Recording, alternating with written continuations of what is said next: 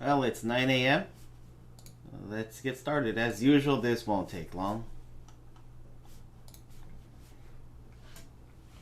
This chapter, or this module, is all about the lab, the physical place where you would be doing the digital forensics investigations.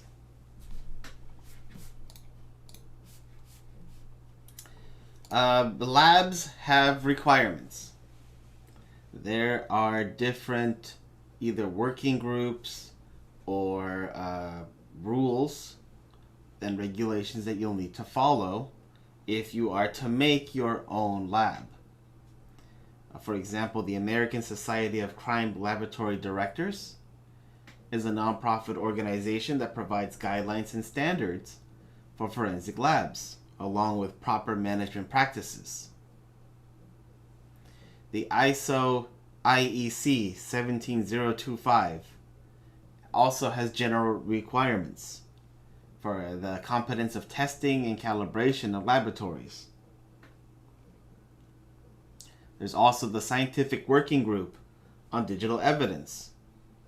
That one, it tends to be used more for federal, state, and local law enforcement who don't have any commercial interests.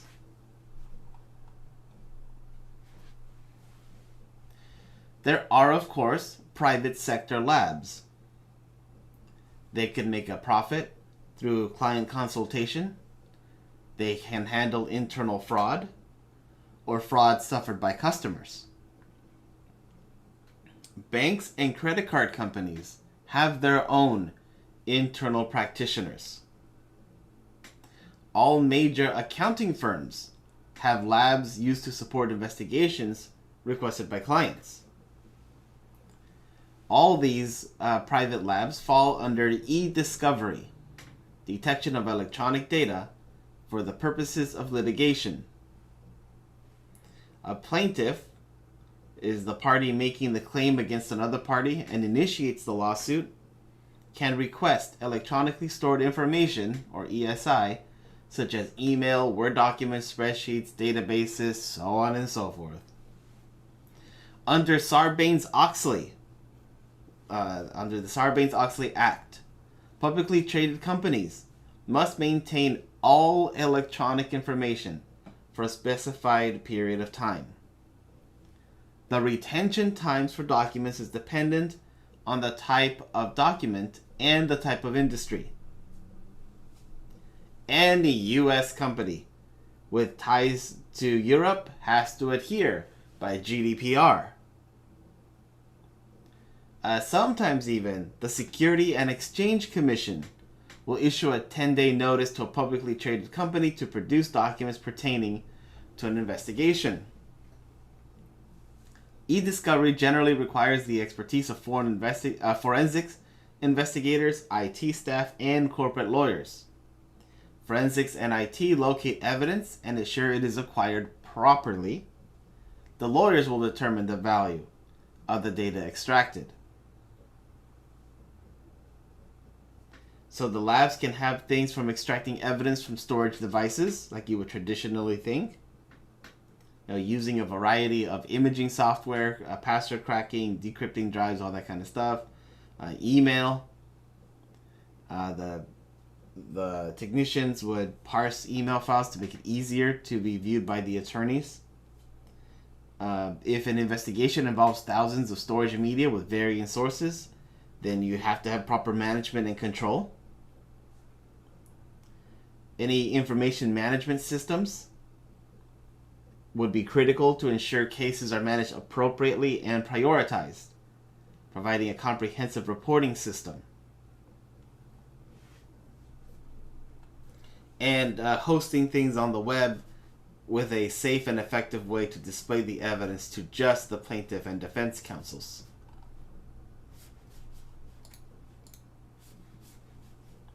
Now here is just one example for a lab.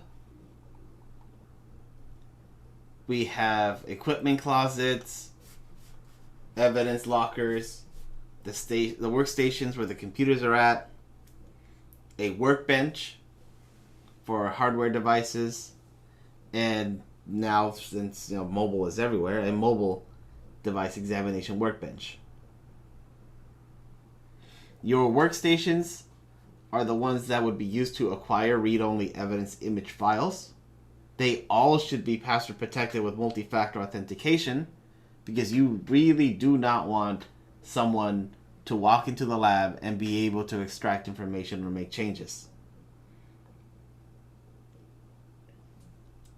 That workbench would be one of those standard workbenches that you use for computer repair that have things like rubber mats to prevent static electricity, having all the proper tooling to dismantle a computer, and enough lighting in order not only to see but to be able to take photographic evidence.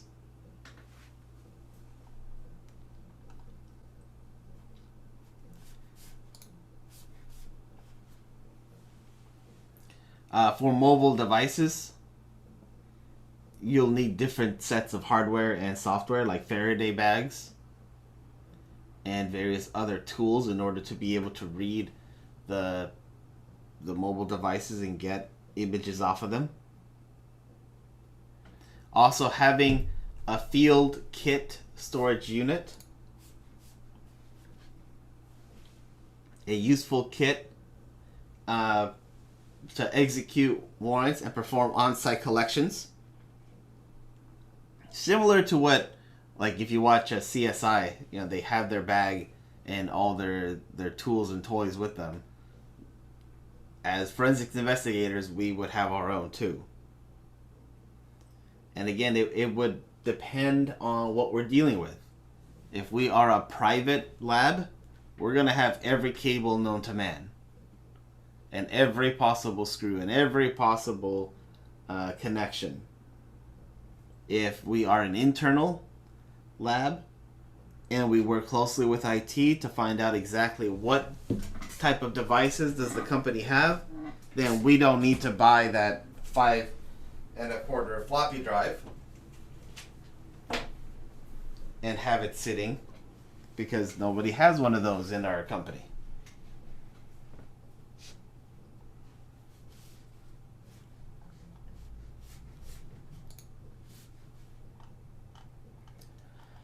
Along with a Faraday room or boxes, would be great to have to put mobile devices within. That way they don't connect to any network.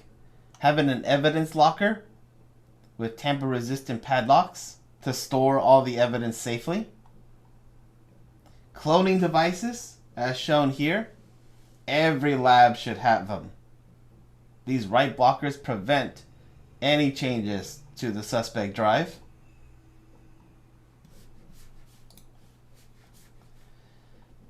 With that toolkit, you should also have some harvest drives. This would be the place where we would place all the images or any exact copies of a suspect's drive.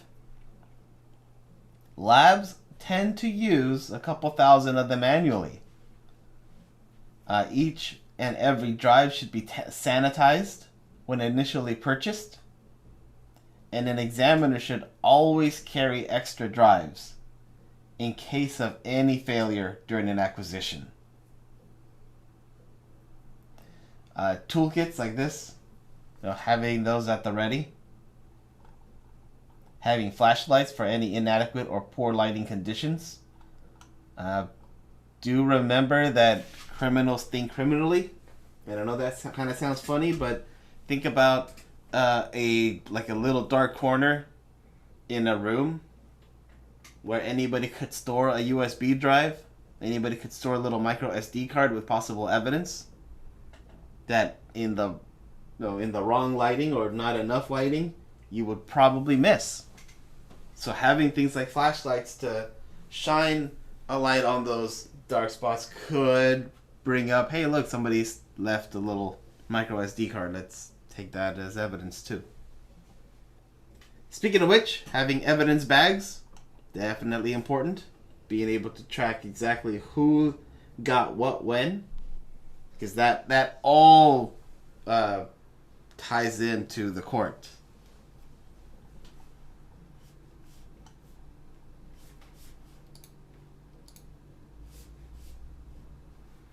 Having the right software, like the Sleuth Kit, Autopsy, Ncase, FTK, there's quite the amount of options to have. Virtual machines could also be a way to test like malware code and other programs, antivirus software, password cracking software. When it comes to photo evidence, like shown here, getting that metadata, so we see the when and where the photo was taken using what device. Sometimes it'll also contain geolocation, so we know exactly where the photo was taken.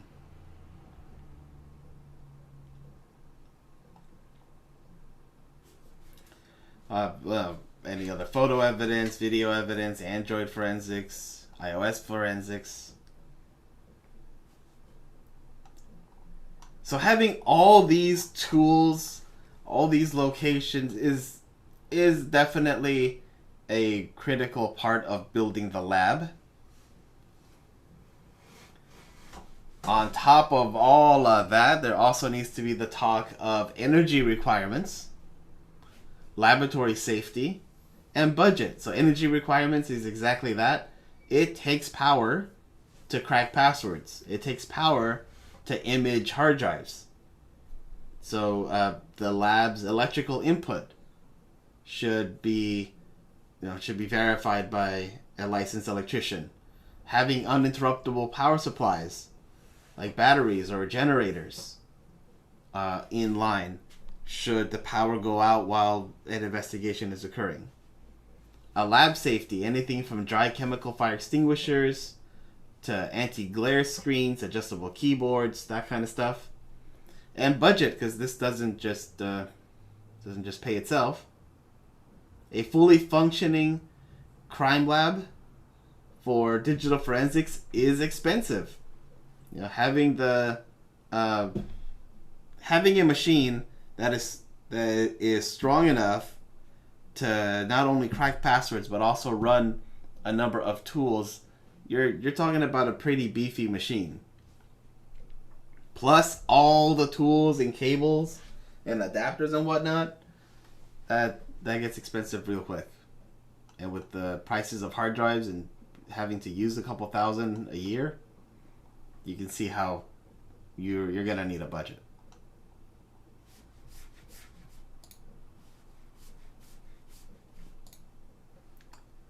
Continuing on the thread of the lab, management. The forensics lab should be pretty restricted. And that is an important part of the lab.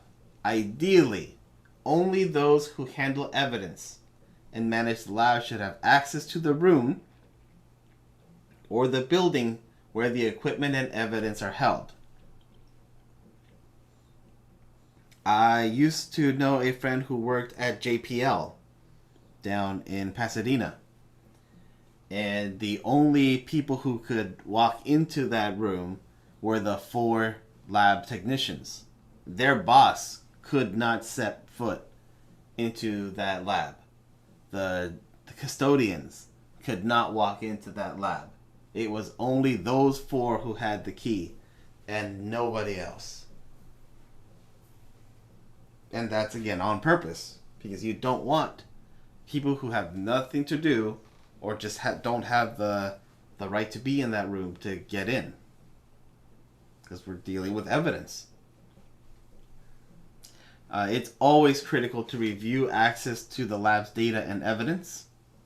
Strict control should govern who has access to certain workstations and who has access to particular cases under investigation.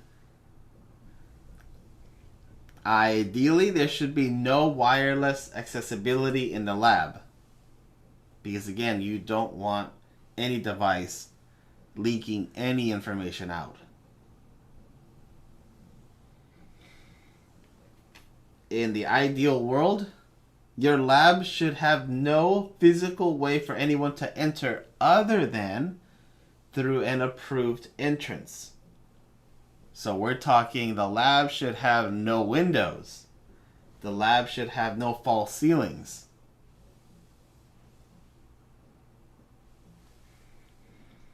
and all who access the lab should be audited.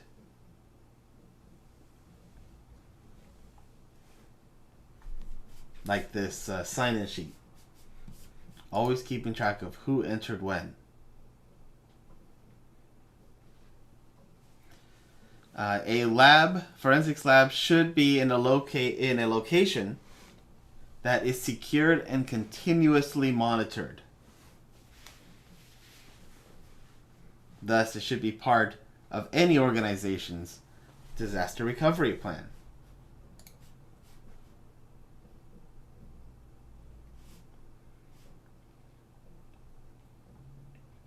Now, kind of taking a step back into one of the things that was mentioned that forensics labs do is a lot of financial stuff.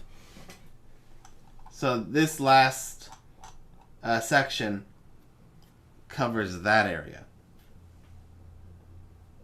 Using tools like DD, DC3DD, grep, just to name a few, you should be well versed in using Linux. Using tools like that can help you dig into suspect drives to get information, such as bank and credit cards.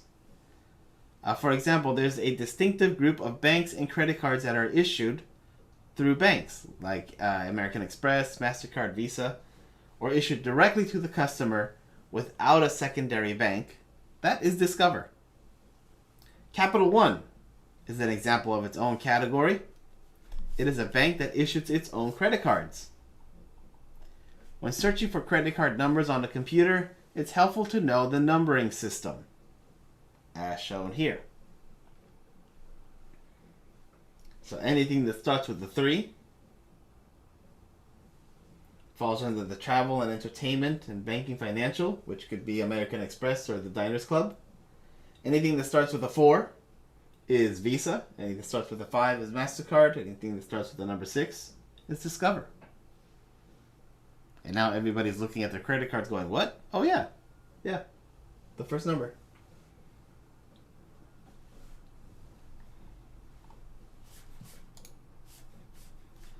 The issuer identification number refers to the 6 digits of a credit card. So here we see what they start with. So a grep of a system for things, for making a regex search for cards, you could use these to help bring out to see if any credit cards were saved or used on the machine.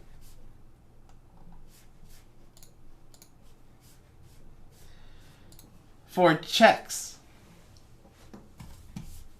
Oops, looks like someone tried to start their camera. Okay. I don't know who it is though. Oh, that video. An American Bankers Association number, or ABA, is found on checks and indicates how this financial instrument is to be routed through the banking system. The first 2 digits correspond to a Federal Reserve bank. An investigator can quickly ascertain the exact bank and branch for a check by an online search, and I put the link to that in the notes. So here you see where checks are routed through. So if we're doing an investigation on something financial, we can use this information to help put together where the money came and went.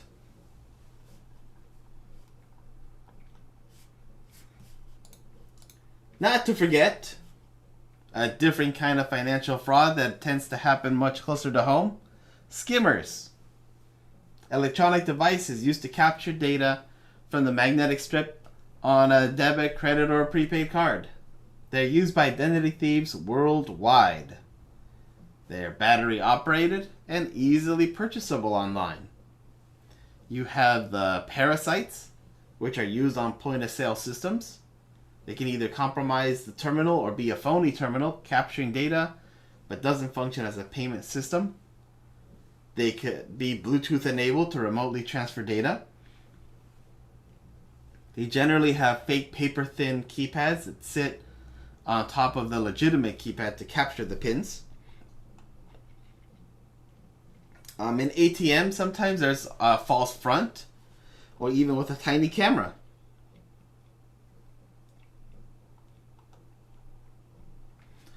These devices can become quite complex and even contain encrypted or password-protected data to prevent other thieves from using the captured data.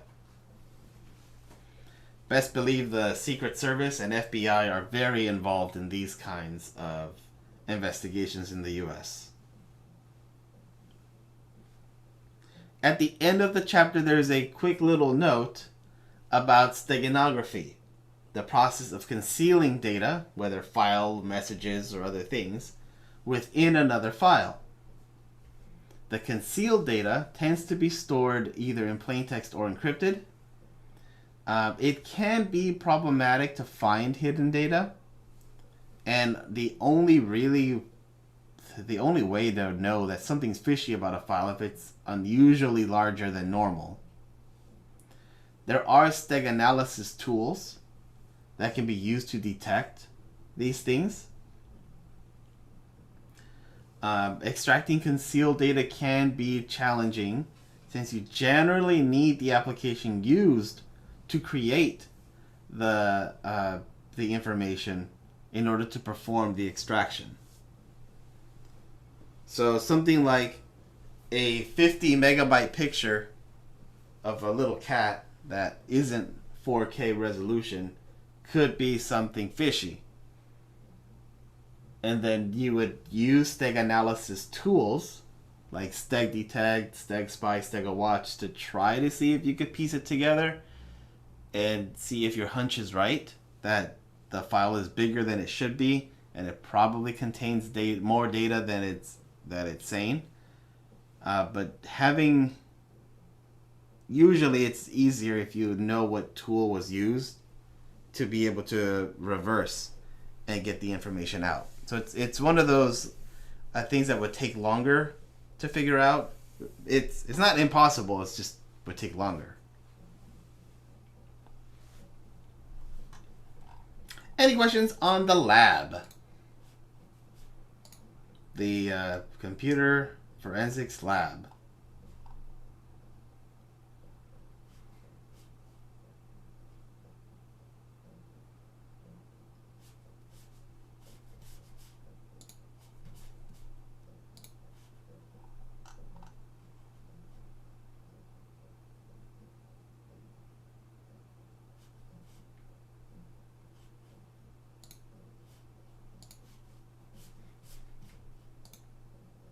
Okay.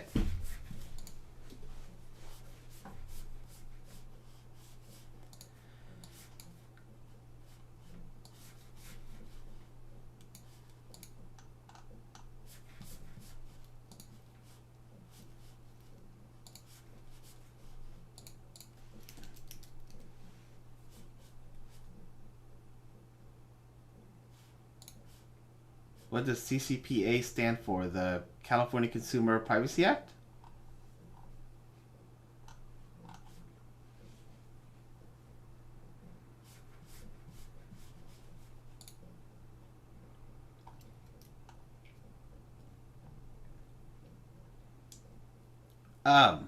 Your work this week is really more of a part 2 from Module 3.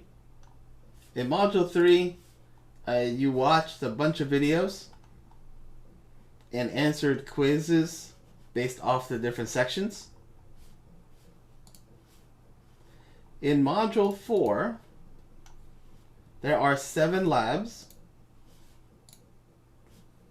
This is the zip file for the labs.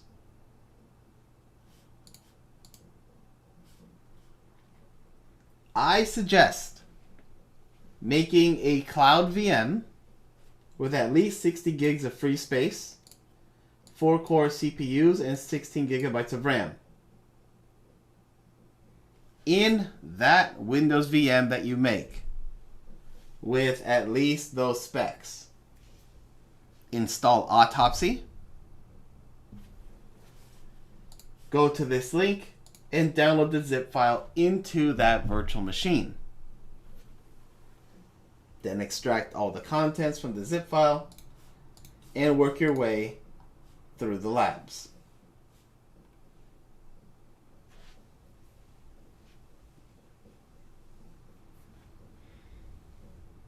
As always, if you get stuck in any point in the labs, please ask away in Discord. I suggest doing it all in the cloud, just because you don't have to download it locally. I recommend Windows because it's easier to install Autopsy on Windows than it is on Linux. There's more steps to Linux. It's not to say it's not impossible, but it's just easier to get the tool installed and get to work on Windows than it is on Linux.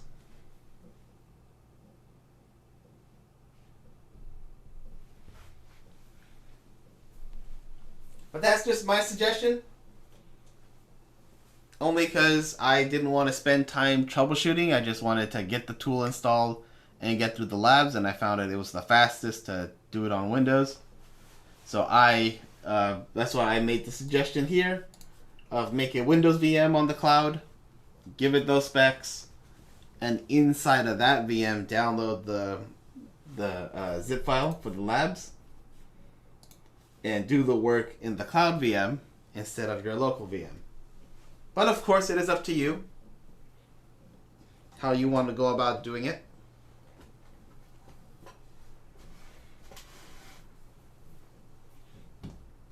But that'll be the work this week. You'll have 7 little labs to do, and they all correlate with the subjects that were covered by the videos that we went through in the last 2 weeks. This is honestly the prep for next week and forward, because we're going to start working on cases next week. We have 1 case next week. So I really want to give you time to practice using Autopsy before we set foot into our first case. Any other questions?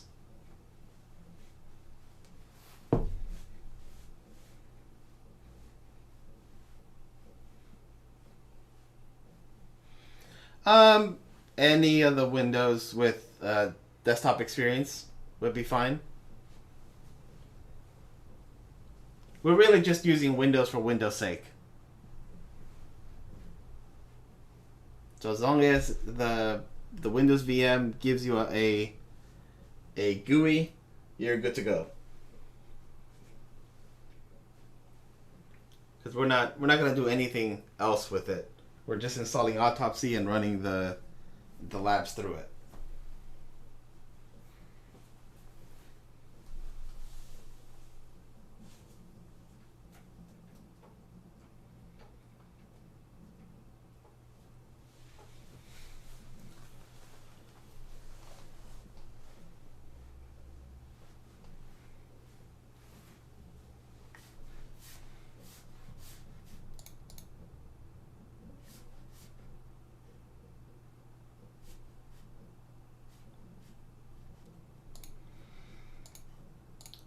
There's a question.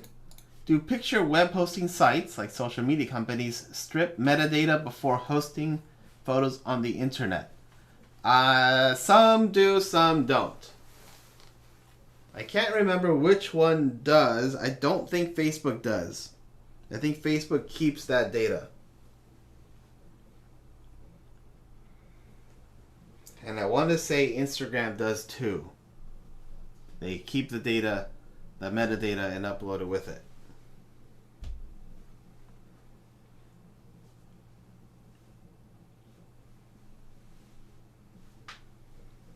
I'm pretty sure Snapchat has to, because it's all location based.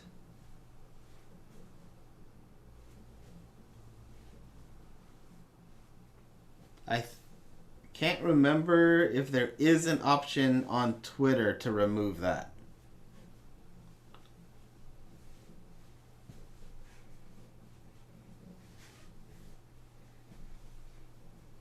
I think there is on Twitter.